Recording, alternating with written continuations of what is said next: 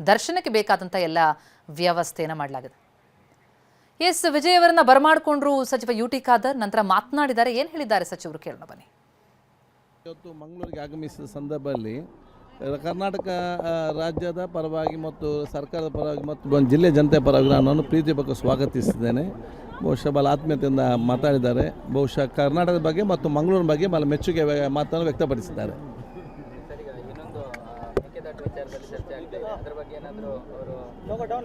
ಇಲ್ಲ, ಇಬ್ಬರು ಮುಖ್ಯಮಂತ್ರಿಗಳು ಬಹಳ ಆತ್ಮೀಯರಿದ್ದಾರೆ. ಪರಸ್ಪರ ಒಬ್ಬರಿಗೆ ಗೌರವ ಇದೆ. ಬಹುಶಃ ನಿನ್ನೆ ತಾನೇ ಒಬ್ಬರು ಡೆಲ್ಲಿಯಲ್ಲಿ ಭೇಟಿಯಾಗಿದ್ದಾರೆ. ಆ ವಿಚಾರಕ್ಕೂ ಹೇಳಿ ನಾವು ಇಬ್ಬರು ಕೂಡ ಭೇಟಿಯಾಗಿದ್ದೇವೆ. ನಾವು ಜೊತೆಯಾಗಿ ಇವತ್ತು ಆ ಒಂದು ಒಗ್ಗಟ್ಟಿನ ಕೆಲಸ ಖಂಡಿತವಾಗಿ ಅವರು ಮಾಡ್ತಾರೆ. Thank you.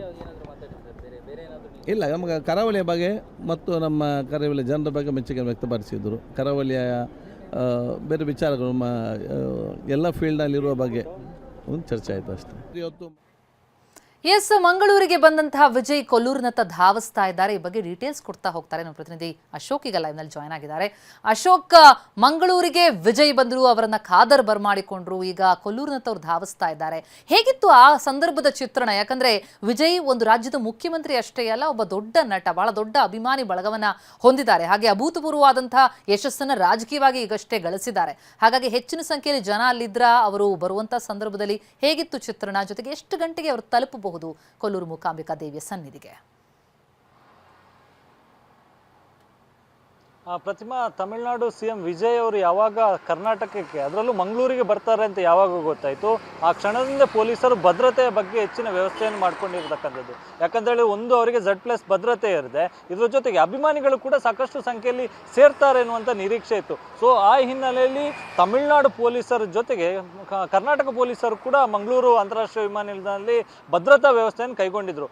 ಪೂರ್ವ ನಿಗದಿಯಂತೆ ಅವರು 12:15ಗೆ ಬರಬೇಕಾಗಿತ್ತು. ಆದರೆ ಅವರು ವಿಶೇಷ ವಿಮಾನದ ಮೂಲಕ ಬರುವಂಥ ಟೈಮಲ್ಲಿ ಒಂದಿಷ್ಟು ವಿಳಂಬ ಆಯಿತು. 1:20ಕ್ಕೆ ಸರಿಯಾಗಿ ಮಂಗಳೂರು ಅಂತಾರಾಷ್ಟ್ರೀಯ ವಿಮಾನ ನಿಲ್ದಾಣಕ್ಕೆ ಬಂದಿಳಿದ್ರು. ಅವರು ದೆಹಲಿಯಿಂದ ನೇರವಾಗಿ ಮಂಗಳೂರಿಗೆ ವಿಶೇಷ ವಿಮಾನ ಮೂಲಕ ಬಂದಿದ್ರು. ಸೊ ಅವರನ್ನು ಕರ್ನಾಟಕ ಸರ್ಕಾರದ ಪರವಾಗಿ ಸ್ವಾಗತಿಸೋದಕ್ಕೆ ಆರೋಗ್ಯ ಸಚಿವ ಯುಟಿ ಖಾದರ್ ಅವರು ವಿಮಾನ ನಿಲ್ದಾಣಕ್ಕೆ ಬಂದಿದ್ರು. ಸೊ ಅವರನ್ನು ಯುಟಿ ಖಾದರ್ ಅವರು ಸ್ವಾಗತಿಸಿ ಬರಮಾಡಿಕೊಂಡಿದ್ರು. ಸೊ ಅದಾದ ಬಳಿಕ ಹೊರಗೆ ಬಂದಂಥ ವೇಳೆಯಲ್ಲಿ ಒಂದಿಷ್ಟು ಅಭಿಮಾನಿಗಳು ಕೂಡ ಬಂದು ಸೇರಿದ್ರು. ಭದ್ರತೆ ಕಾರಣಕ್ಕಾಗಿ ಬಹಳಷ್ಟು ಹತ್ರ ಅವರನ್ನು ಬಿಟ್ಕೊಟ್ಟಿರಲಿಲ್ಲ. ದೂರದಲ್ಲೇ ಬ್ಯಾರಿಕೇಡ್ ಹಾಕಿ ತಡೆ ಹಿಡಿಯುವಂಥ ಕೆಲಸವನ್ನು ಪೊಲೀಸರು ಮಾಡಿದ್ರು. ಸೊ ವಿಜಯ್ ಅವರು ಏರ್ಪೋರ್ಟ್ನ ಹೊರಭಾಗಕ್ಕೆ ಬರ್ತಾ ಇದ್ದಂತೆ ಅಭಿಮಾನಿಗಳು ಘೋಷಣೆಯನ್ನು ಕೂಗಿದ್ರು. ಸೊ ಬಂದಂಥ ವಿಜಯ್ ಅವರು ಎಲ್ರಿಗೂ ಕೂಡ ಒಂದು ಸಲ ವಿಶ್ ಮಾಡಿ ಅದಾದ ಬಳಿಕ ಏನು ಕಾನ್ವೆ ಸಿದ್ಧವಾಗಿತ್ತು. ವಿಶೇಷವಾಗಿ ತಮಿಳುನಾಡಿನಿಂದಲೇ ವಿಜಯ್ ಅವರಿಗೋಸ್ಕರ ವಾಹನಗಳನ್ನು ಕರೆತರಲಾಗಿತ್ತು. ಸುಮಾರು 10ಕ್ಕೂ ಹೆಚ್ಚು ವಾಹನಗಳು ತಮಿಳುನಾಡಿನಿಂದಲೇ ಕರೆಸಿಕೊಳ್ಳಲಾಗಿತ್ತು.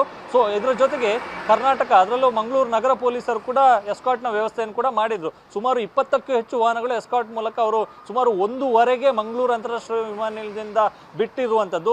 ಅಂದರೆ ಕೊಲ್ಲೂರಿಗೆ ಸಾಮಾನ್ಯವಾಗಿ ಹೋಗೋದಕ್ಕೆ ಸುಮಾರು 2.5 ಗಂಟೆಗಳ ಪ್ರಯಾಣದ ಅವಧಿ ಇದೆ. ಅಂದ್ರೆ 125 ಕಿಲೋಮೀಟರ್ ಬರುತ್ತೆ. ನಿಜ ನಿಜ ನಿಜ ಅಶೋಕ್, ಹಾಗೆ ಸಂಪರ್ಕದಲ್ಲಿರಿ. ನಾವು ಮೂಕಾಂಬಿಕಾ ದೇವಿ ಸನ್ನಿಧಿಯಲ್ಲಿ ಹೇಗಿದೆ ಚಿತ್ರಣ ಪಡ್ಕೊಳ್ಳೋಣ. ನಮ್ಮ ಪ್ರಜ್ವಲ್, ನಮ್ಮ ಪ್ರತಿನಿಧಿ ಲೈವ್ ಅಲ್ಲಿ ಜಾಯ್ನ್ ಆಗ್ತಾ ಇದ್ದಾರೆ. ಪ್ರಜ್ವಲ್, ಹೊರಟಿದ್ದಾರೆ ಮಂಗಳೂರಿನಿಂದ, ದಾರಿ ಮಧ್ಯೆ ಇದ್ದಾರೆ, ಇನ್ನೇನು ಕೆಲವೇ ಹೊತ್ತಲ್ಲಿ ರೀಚ್ ಆಗ್ತಾ ಇದ್ದಾರೆ ತಮಿಳುನಾಡು ಸಿಎಂ ವಿಜಯ್. ಹಾಗಾಗಿ ಮೂಕಾಂಬಿಕಾ ದೇವಿಯ ಸನ್ನಿಧಿಯಲ್ಲಿ ಅವರನ್ನ ಬರಮಾಡ್ಕೊಳ್ಳೋದಕ್ಕೆ ಹೇಗೆ ಕಂಡು ಬರ್ತಾ ಇದೆ ಸಿದ್ಧತೆ, ಚಿತ್ರಣ ಎಲ್ಲ?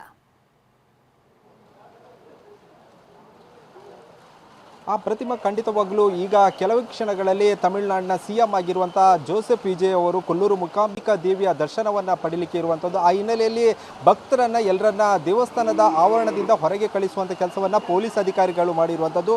ಸದ್ಯ ಸ್ವಚ್ಛತೆ ಕೆಲಸ ನಡೀತಿರುವಂಥದ್ದು. ಅದೇ ರೀತಿಯಾಗಿ ಮೀಡಿಯಾದವರು ಎಲ್ಲ ಒಳಭಾಗದಲ್ಲಿದ್ದು ಅವರೆಲ್ಲರನ್ನ ಹೊರಗೆ ಕಳಿಸುವಂಥ ಕೆಲಸವನ್ನು ಮಾಡಿರುವಂಥದ್ದು. ಯಾಕಂದರೆ ನಿನ್ನೆ ವಿಜಯ್ ಅವರ ತಮಿಳುನಾಡಿನಿಂದ ಬಂದಿರುವಂಥ ವಿಜಯ್ ಅವರ ಭದ್ರತಾ ಸಿಬ್ಬಂದಿಗಳು ಕಟ್ಟುನಿಟ್ಟಿನ ಆದೇಶವನ್ನು ಮಾಡಿರುವಂಥದ್ದು.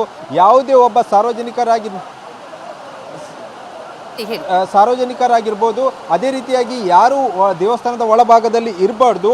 ಆ ನಿಟ್ಟಿನಲ್ಲಿ ಕೇವಲ ಪೊಲೀಸರು ಮಾತ್ರ ಇರಬೇಕು ಎನ್ನುವ ನಿಟ್ಟಿನಲ್ಲಿ ಆ ಭದ್ರತಾ ಸಿಬ್ಬಂದಿಗಳು ಮಾತ್ರ ಇರಬೇಕು. ಮತ್ತು ಅದೇ ರೀತಿಯಾಗಿ ಅವರ ಬೆಂಗಾವಲು ಪೊಲೀಸರು ಏನಿದ್ದಾರೆ ಅವರು ಮಾತ್ರ ಇರಬೇಕು ಎನ್ನುವ ನಿಟ್ಟಿನಲ್ಲಿ ಎಲ್ಲ ಭಕ್ತರನ್ನು ಹೊರಗೆ ಕಳಿಸುವಂಥ ಕೆಲಸವನ್ನು ಮಾಡಿದ್ದಾರೆ.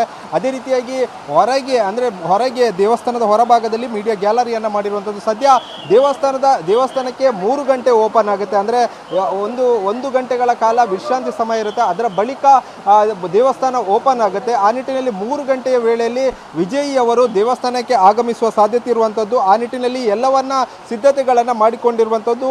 ಅದೇ ರೀತಿ ಸ್ವಚ್ಛತೆ ಕೆಲಸವನ್ನು ಮಾಡ್ತಿರುವಂಥದ್ದು. ಅಂದರೆ ಇದೇ ಒಂದು ಚಿತ್ರಣದಲ್ಲಿ ಕಾಣಿಸುವಂಥ ಪ್ರದೇಶಕ್ಕೆ, ಆ ಒಂದು ಪ್ಲೇಸಿಗೆ ಅವರು ಬರ್ತಾರೆ. ಆ ಸಂದರ್ಭದಲ್ಲಿ ದೇವಸ್ಥಾನದ ಆಡಳಿತ ಮಂಡಳಿ ಆಗಿರ್ಬೋದು, ಜಿಲ್ಲಾಡಳಿತ ಅವರನ್ನು ಸ್ವಾಗತ ಮಾಡುತ್ತೆ. ಅದರ ಬಳಿಕ ದೇವರ ದರ್ಶನವನ್ನು ಪಡೀಲಿಕ್ಕೆ ಹೋಗ್ತಾರೆ. ಆ ಒಂದು ಸಂದರ್ಭದಲ್ಲಿ ಅವರನ್ನು ಅಲ್ಲಿಯ ದೇವಸ್ಥಾನದ ಅರ್ಚಕರು ದೇವಸ್ಥಾನಕ್ಕೆ ಕರೆದುಕೊಂಡು ಹೋಗಿ ವಿಶೇಷ ಪೂಜೆಯನ್ನು ಸಲ್ಲಿಸ್ತಾರೆ. ಅದರ ಬಳಿಕ ದೇವಸ್ಥಾನದ ಪ್ರದಕ್ಷಿಣೆ ಹಾಕಿ ಅದರ ಬಳಿಕ ನೇರವಾಗಿ ಮಂಗಳೂರು ಏರ್ಪೋರ್ಟ್ಗೆ ತೆರಳಲಿದ್ದಾರೆ ಎಂಬ ಮಾಹಿತಿಯನ್ನು ಹೇಳಿರುವಂಥದ್ದು. ಅದರ ಬಳಿಕ ಏನಾದರೂ ಚೇಂಜಸ್ ಇದ್ದರೆ ಅಥವಾ ಒಳಭಾಗದಲ್ಲಿ ಅವರು ಧ್ಯಾನಕ್ಕೆ ಕುಳಿತುಕೊಂಡ್ರೆ ಅಥವಾ ವಿಶೇಷವಾದ ಪೂಜೆಯನ್ನು ಸಲ್ಲಿಸಿದರೆ ಸ್ವಲ್ಪ ಹೊತ್ತುಗಳ ಕಾಲ ಇರ್ಬೋದು, ಇಲ್ಲದಿದ್ದರೆ ಅರ್ಧ ಗಂಟೆಗಳ ಕಾಲ ಒಂದು ಒಳಗೆ ದೇವಿಯ ದರ್ಶನ ಪಡೆದು ವಾಪಸ್ ಬರುವ ಎಲ್ಲ ಸಾಧ್ಯತೆ ಇರುವಂಥದ್ದು. ಆ ನಿಟ್ಟಿನಲ್ಲಿ ಕೊನೆ ಹಂತದ ಸಿದ್ಧತೆ ಮಾಡಿಕೊಂಡಿರುವಂಥದ್ದು. ಪ್ರತಿಮಾ, ನಾವು ಚಿತ್ರಣವನ್ನು ಗಮನಿಸಿದ್ವಿ. ಪ್ರತಿಮಾ, ಒಟ್ಟಿನಲ್ಲಿ ಈ ಒಂದು CM ಬರುವ ನಿಟ್ಟಿನಲ್ಲಿ ಎಲ್ಲ ರೀತಿಯ ಸಿದ್ಧತೆಗಳನ್ನು ಮಾಡಿಕೊಂಡಿರುವಂಥದ್ದು. ಪ್ರತಿಮಾ, ಥ್ಯಾಂಕ್ ಯು ಅಶೋಕ್.